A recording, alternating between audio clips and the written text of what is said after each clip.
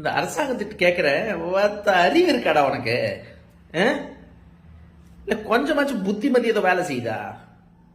உங்க IAS ஆஃபீஸருக்கு, சிஎம்க்கு, deputy சிஎம்க்கு உங்ககிட்ட கேட்குற அறிவு இருக்கா? கொஞ்சமாச்சும் இருக்கா? நாட்டு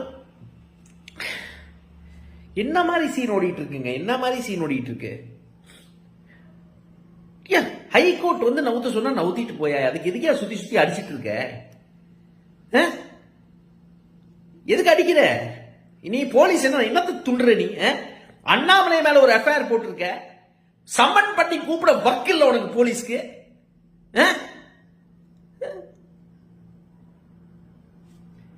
என்ன ஒன்னு கேக்குறேன், ஒரு கார்பரேட் கம்பெனிக்காரனாச்சு நீங்க புடிச்சு அரெஸ்ட் பண்ணி ஒரு தண்டனை கொடுத்திருக்கோம், உன் நிலத்தை வந்து தண்ணியை வந்து மாசுபடுத்துறதுக்கு, விஷம் படுத்துறதுக்கு, இத்தனை பேருக்கு கேன்சர் கொடுத்ததுக்கு. தப்பா திட்டக்கல்வி மேலாண்மை திட்டத்தில் பெரிய முட்டாள்தனம் பண்ணிட்டு இருக்கீங்க. ஒரு ப்ராஜெக்ட் சக்சஸ் காட்ட முடியாது. நான் எமோஷனலா பேசுறேன். இந்த போலீஸ் அட்ராசிட்டியை பார்த்து இது ஒரு பக்கம் விட்டுருங்க, ஒரு பக்கம் சைட்ல வைங்க. சரி, இந்த எமோஷனலா நான் இப்போ பேசல, தெளிவா கேட்கிறேன், ஒரு எக்கனாமிஸ்டா கேட்கிறேன். ஒரு வரி பணத்தை உங்ககிட்ட நான் ஒப்படைக்கிறேன்ல, வரி பணம் உங்ககிட்ட வருது இல்ல, அப்ப அந்த வரி பணத்தை வச்சு நீ சில சர்வீஸ் கொடுக்கணும்ல எனக்கு.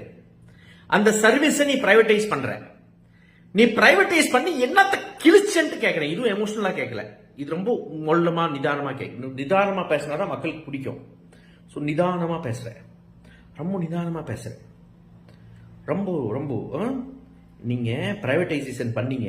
20 வருஷமா நான் பார்த்துட்டு இருக்கேன் இந்த கூத்தை. நான் ஃபர்ஸ்ட் போராட்டத்தில் இறங்கினதே எங்க குப்பமேட்ல இருந்து இறங்கினேன். சேலத்தில் கிச்சிபாளையம் பகுதியில் ஒரு குப்பமேடுன்ற ஒரு பகுதி உருவாக்குனதுல இறங்கினேன். அன்னைக்கு இது வரைக்கும் பார்த்துட்டே இருக்கேன்.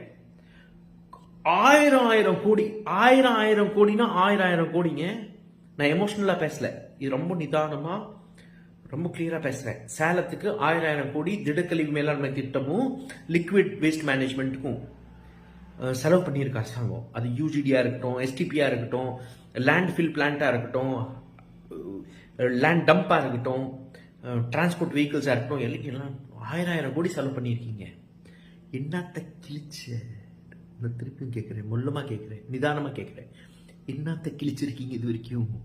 எங்களுக்கு பாய்சன் கொடுக்கறதோட, எங்களுக்கு புற்றுநோய் கொடுக்கறதோட, டே ஆண் பசங்களா, டே ஆணுங்கள் இதை கேளுங்கடா. டே உங்களுக்கு எந்திரிக்காதரா.